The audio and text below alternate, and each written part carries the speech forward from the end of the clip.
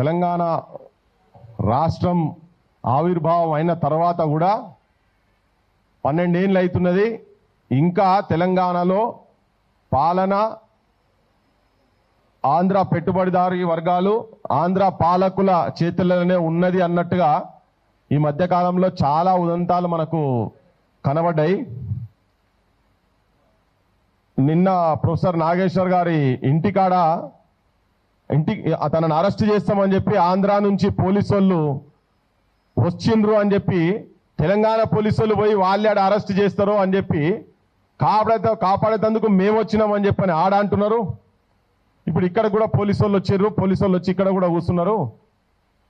ఎవరైనా మరి వాళ్ళ తనని అరెస్ట్ చేసేందుకు వచ్చారా, బయట వాళ్ళు బయట రాష్ట్రంకి వెళ్ళి ఇంత ఈజీగా మొత్తం బార్డర్ దాటొచ్చి ఇక్కడికి వచ్చి ఇక్కడ మన ప్రాంతంలో ఉన్నటువంటి ఒక మేధావిని పట్టుకొని పోతారు అని అంటే వాళ్ళకి మరి ఇంటెలిజెన్స్ ఏం చేస్తుందో, వీళ్ళ నెట్వర్క్ ఏం చేస్తుందో మాకైతే అర్థమైతలేదు. కానీ ఇది తెలంగాణ సమాజానికి, ఈవెన్ ఆంధ్ర ప్రజలకు కూడా అసలు ఏంది, తన అన్నది ఏంటిది, వాస్తవాలు ఏంటి, తెలంగాణ ప్రజల లోపట, తెలంగాణ మేధావుల లోపట, తెలంగాణ రచయితల లోపట, తెలంగాణ కవుల లోపట, సామాన్యమైన ప్రజల లోపట, తెలంగాణ యువతరం లోపట అసలు ఎందుకు ఈ ఘర్షణ జరుగుతున్నది.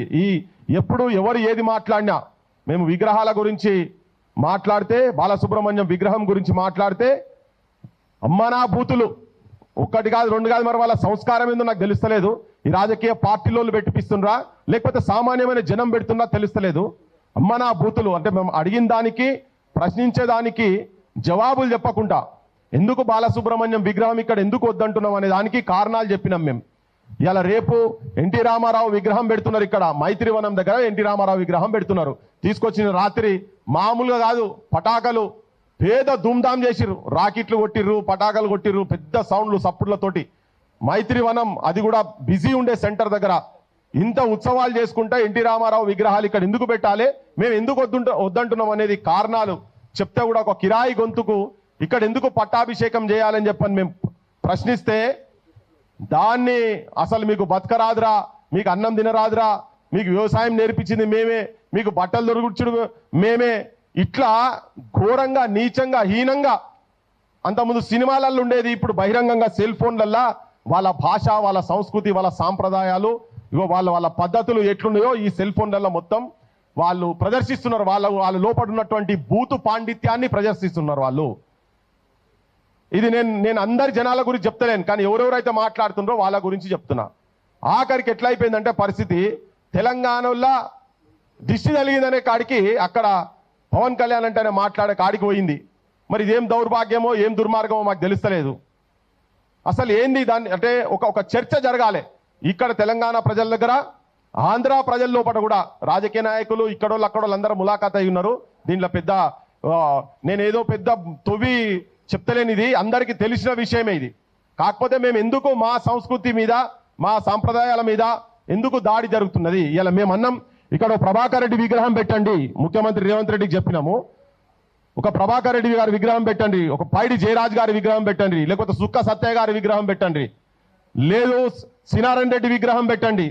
ఇట్లా చాలా మంది ఉన్నారు, దాశరథి రంగాచార్య ఉన్నారు. ఇట్లా అంటే చెప్పుకుంటూ పోతే పేర్లు చాలా ఉన్నాయి.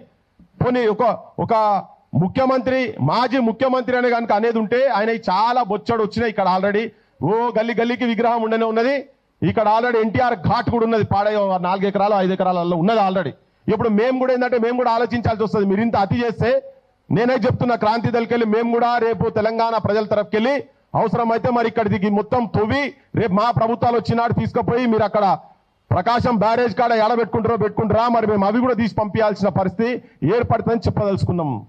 ఎందుకు గిచ్చి కయ్యం పెట్టుకుంటున్నారు అంటే, ఇంకా తెలంగాణ వచ్చిన తర్వాత కూడా ఆంధ్ర పెత్తనం మేము సహించే పరిస్థితి లేము. బాలసుబ్రహ్మణ్యం తెలంగాణ జయ జయ హే తెలంగాణ పాట పాడను అన్నాడు. ఆయన ఒక కమర్షియల్ ఆర్టిస్ట్. ఇక్కడ తెలంగాణ సమాజం గురించి, ఇక్కడ జీవితం గురించి, ఇక్కడ ప్రజల గురించి ప్రాణత్యాగాలు చేసిన వాళ్ళు, ప్రజా సాహిత్యం రాసినటువంటి వాళ్ళు ఎంతో మంది పుట్టినటువంటి గడ్డ, ఎంతో మందికి పురుడు పోసుకున్నటువంటి గడ్డ. ఈడ వాళ్ళే కావాలి మాకు మొదటి వరుసలు అని చెప్పినాం. అప్పుడు కూడా అమ్మనా బూతులే, అడ్డగోలుగా బూతులు. ఇక మామూలు కాదు, నేను చెప్పలేను, నేను ఈ మైకుల ముంగడ చెప్పలేను.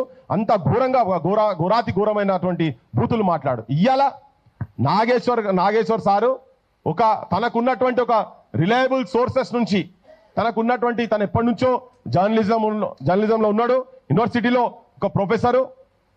ఇలా ప్రపంచం మొత్తం మన ప్రాంతం వాళ్ళు ప్రపంచ స్థాయి మీద మాట్లాడగలిగినటువంటి ఒక వ్యక్తి అక్కడ ఉన్నాడు. ఇవాళ ఇక్కడ పాశం యాదగిరి గారు ఉన్నారు, తర్వాత వినాయక్ రెడ్డి సార్ ఉన్నారు, ఇట్లా చాలా మంది ఇప్పుడు వస్తున్నారు, మారవు శ్రీధర్ గారు కూడా వస్తున్నారు. ఇటువంటి వాళ్ళందరూ ప్రపంచ జ్ఞానం ఉన్నటువంటి వాళ్ళ మాటలను వాళ్ళు మాట్లాడితే కూడా ఒక సమాచారం ఒకటేదో తనకు తెలిసిన సమాచారాన్ని చెప్తే, జగన్ విషయంలో ఏదో సమాచారం చెప్తే ఇక ఆయన మీద కేసులట. ఈ కేసుల కథ ఏంది, భూతు పురాణం మొత్తం. అసలు నువ్వోనివిరా, మా ఆంధ్ర రాజకీయాల గురించి మాట్లాడేందుకు నువ్వోనివిరా అని చాలా ఘోరంగా చాలా హీనంగా నువ్వోనివిరా అని మాట్లాడొద్దా? అది రాజ్యాంగంకెళ్ళి అవతలున్నదా? మనమేమైనా మాట్లాడితే వేరే తిరగబోతుంది. ఇక మేమన్నా మరి నీకేం పనరా నాయన, నీకు ఇక్కడ శనివారం ఆదివారాలు చంద్రబాబు అంటోనికి ఇక్కడ ఎందుకు పని, వీడికి ఎందుకు వస్తున్నారు, పవన్ కళ్యాణ్కి ఇక్కడేం పని అని చెప్పని. ఎందుకంటే ఇక్కడికి వచ్చి వాళ్ళు ఏం చేస్తున్నారు అంటే ఇక్కడ వాళ్ళ ఆస్తులు, వాళ్ళ బిజినెస్లు, వాళ్ళ దందాలు నడుపుకునేటువంటి పని వాళ్ళు ఇక్కడ చేస్తున్నారు. కాబట్టి ఇక్కడ రాజకీయాలలో ఇక్కడ ప్రజల లోపల శాంతి లేకుండా చేసేటువంటి పని చేస్తున్నారు. మా సార్ కూడా ఉన్నారు, నాగేశ్వర్ సార్ వచ్చినాక మాట్లాడదాం అనుకున్నా, వచ్చినాక మళ్ళీ మాట్లాడితే ఈ మాట. కానీ మా సార్ అన్నాడు, నిన్న ఒక ఇంటర్వ్యూలో చెప్పిండు, నేను అక్కడోళ్ళకు ఇక్కడ ఇన్లెందుకు అని చెప్పని, చంద్రబాబు నాయుడు అక్కడ ముఖ్యమంత్రి ఉన్న తర్వాత ఇక్కడ ఇన్లెందుకు, డిప్యూటీ సీఎం ఉన్నటువంటి పవన్ కళ్యాణ్కు ఇక్కడ ఇన్లెందుకు అని నేను అనదలుచుకోలేదు, నాకు సంస్కారం ఉన్నది అని చెప్పని అన్నాడు సార్. నేను సార్తో వచ్చినాక ముంగట మాట్లాడతా, నేను సార్ ముంగట కూడా మాట్లాడతా, ఇప్పుడు మాట్లాడదు అనుకున్నా కానీ జస్ట్ స్టార్టింగ్లో వాడు చెప్తున్నా. ఈ సంస్కారం ఏందో నేను సార్ ముంగటనే మాట్లాడదలుచుకున్నాను. ఎందుకంటే ఇట్లా ఏమవుతుందంటే ఇప్పుడు తనను కూడా వదులుతలేరు కదా, తనను వదులుతలేరు. ఎట్లా పడతాడు లెఫ్ట్ అండ్ రైట్ కొట్టేసిరు. లాస్ట్కు సార్ ఏం చేసిందంటే విడ్రా చేసుకునే కాడి దాకా తీసుకుపోయిండ్రు. అంటే ఏం ఒత్తిడులు జరిగినాయి తన మీద. కానీ తెలంగాణ సమాజానికి కూడా ఇది తెలియాల్సిన అవసరం ఉంది. తెలంగాణ సమాజం కాదు, మేధావులను ప్రజాపక్షంలో ఉన్నటువంటి వాళ్ళందరూ కూడా గౌరవింపదగ్గేటువంటి వ్యక్తులకే ఈ తిట్ల పురాణాలు, ఈ బెదిరింపులు, పోలీసు కేసులు, ఇండ్ల ముంగట పోలీసుల ప్రహారాలు ఇటువంటి ఉండు అనేది తెలంగాణ ప్రాంతంలో, అది తెలంగాణ రాష్ట్రం వచ్చిన తర్వాత జరుగుడు అనే దాని మీదనే ఇవాళ ఈ చర్చ తెలంగాణ సమాజానికి, మొత్తం సమాజానికి, ఆంధ్రప్రదేశ్లో కూడా జనం ఆలోచించాలి దీని మీద అనే ఉద్దేశంతో ఇవాళ ఈ అంశాల మీద మాట్లాడటానికే వెంటనే రౌండ్ టేబుల్ పెట్టినాం. అందరినీ కొంతమంది అంటే మేము అందరికీ ఫోన్లు చేసి విలువలేకపోయినాం, కానీ మెసేజ్లు ఎవరెవరి ద్వారానైతే ఇప్పియాలనుకున్నామో వాళ్ళకైతే చెప్పినాం. వాళ్ళు ఒకరికొకరు వాళ్ళు వస్తున్నారు.